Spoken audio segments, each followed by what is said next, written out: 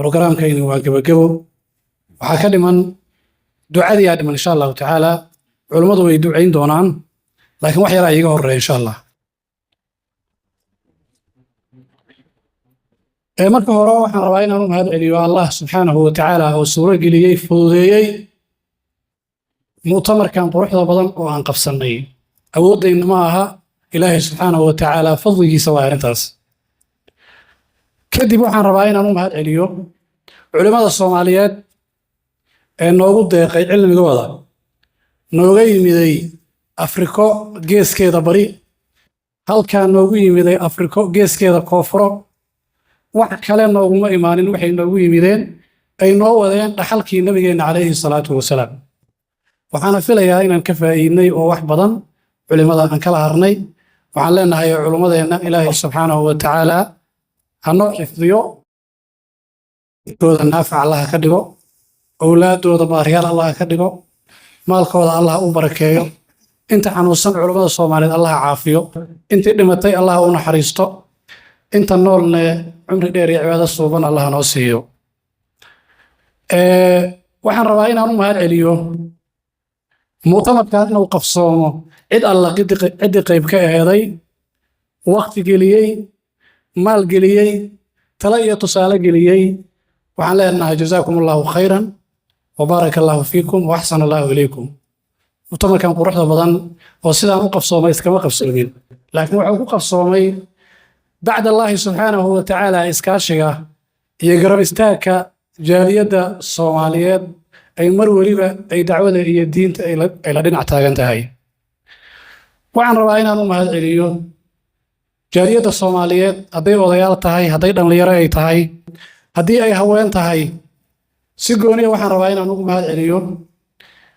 ضدك دمليرا أي سكورتيغا كشقينيا منظمين تأه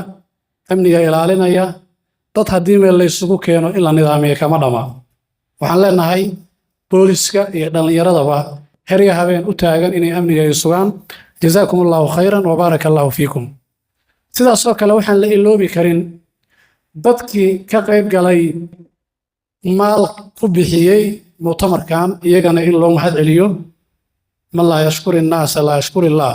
si gooniya waxaan rabaa inaan ugu mahad celiyo gabdhaha Soomaaliyeed gabdhaha ganacsatada ah oo mu'tamarkan dhaqaale ahaan inta ugu badan bixiyay qaybtiisa Johannesburg waxaan leenahay Ilaahay subhanahu wa ta'ala maalkiina Allah barakeeyo ganacsigiina Allah barakeeyo awlaadana baariyaal Allah idinkaga dhigo inta awlaad aan haysanne Ilaahay subhanahu wa ta'ala awlaad baariyaal Allah siiyo waxaan la iloobi karin oo aan rabaa inaan u mahad celiyo bahda saxaafadda oo mar waliba nala joogay oo culimada kalimaadkooda iyo muxaadaraadkooda duubayay iyagana waxaan leenahay jazaakumullahu khayran wa barakallahu fiikum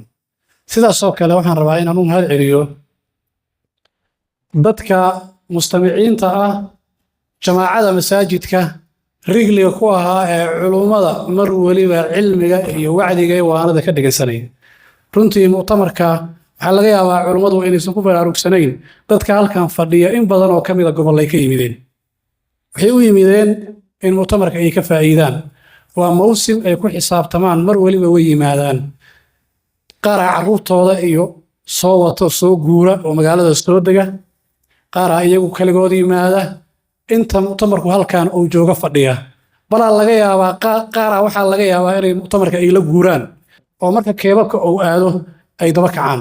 marka waxaan leenahay jazaakumullahu khayran wa barakallahu fiikum runtii in mu'tamarku uu guuleysto waxaa qayb weyn ka ah xuduurka ma sha Allah marnaba isma dhihin haddii aan nahay hay'adda albayaan dadkayna hawsha gacanta ku hayay xogaa dadku xuduurku waa yaryahay marnaba isma dhihin mar waliba sida aan filaynay iyo ka fiican bay ahaayeen arrintaasna mu'tamarku inuu injaazo qayb weynay ka tahay maxaa yeelay culimmada laftooda noo yimiday oo meelo dheer nooga yimiday haddii in yar ay soo hor fariisato xogaa shiikhu waa niyad jabaya laakiin haddii xuduurkan iyo jamacan iyo wujuuhdan wanaagsan oo tirada badanna uu arko si fiican uu u dararayaa marka jazaakumullahu khayran wa barakallahu fiikum wa ahsanallahu ilaykum waxaan rabaa bismi wa bismi aljaaliya wa bismi majlis albayaan alislaami inaan maaragta culimada Soomaaliyeed aan ka raali geliyo oo ka cudur daarano wax alla wixii gaabisa oo xaggayna ka yimiday haddii ay tahay soo dhoweyn haddii ay tahay martigelin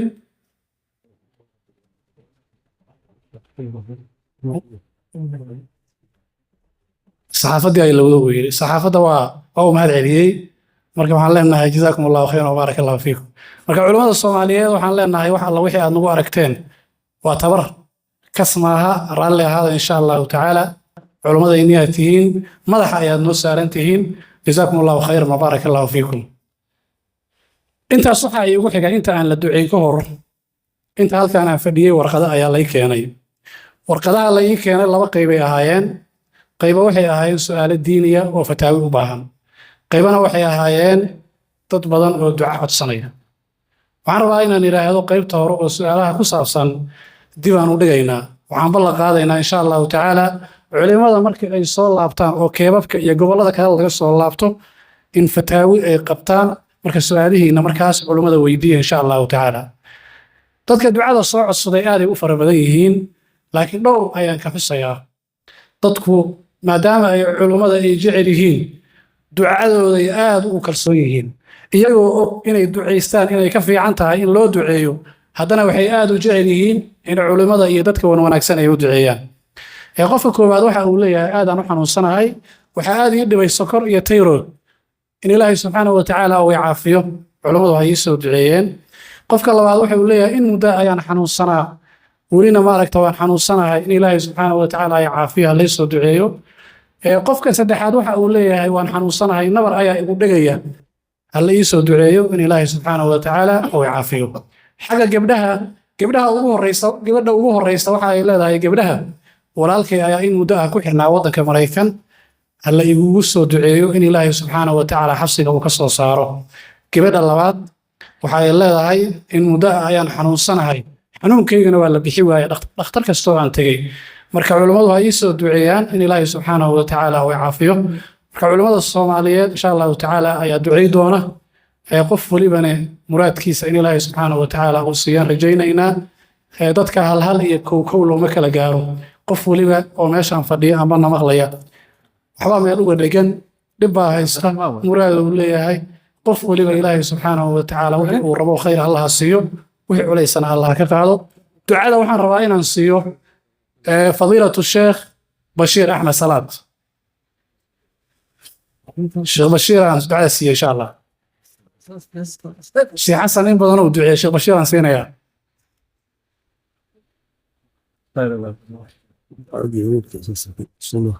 وثلاث السنة عبد الرحمن بن ميسر بسم الله الرحمن الرحيم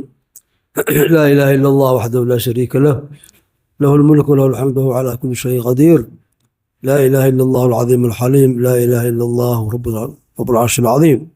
لا إله إلا الله رب السماوات ورب الأرض والعرش الكريم اللهم رب الناس أذهب الباس اشفي أنت الشافي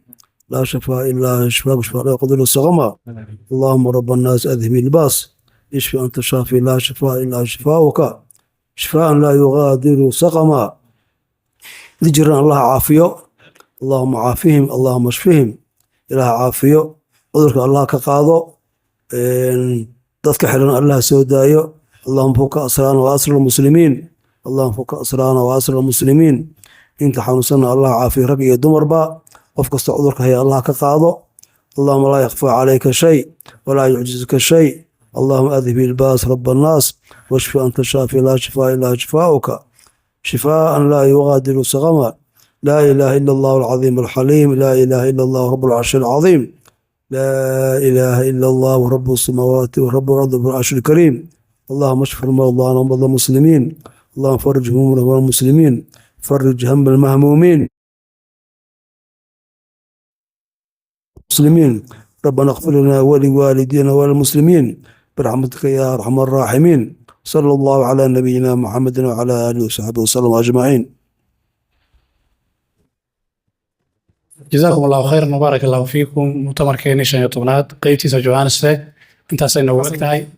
hadda wixii ka dambeeya mu'tamarku wuxuu u guuri doonaa gobolada kale labada keeb ay ugu horeeyaan hadda waad ogtihiin culimadu markay soo noqdaan annaga ceelka weynaan joognaa sheekh waliba hal muxaadaro ama hal fadwo hal majlis oo fadwo ah aan kala harnaa marka iyaduna waa sideeda insha allahu tacaala waxaan rajaynaynaa culimada haddii daruuftu ay saamaxdo sheekh weliba in hal muxaadaro ama hal majlis oo fadwo ah أو نوغو ديقو جزاكم الله خيرا وبارك الله فيكم وأحسن الله إليكم صلى الله وسلم على نبينا محمد وعلى آله وصحبه أجمعين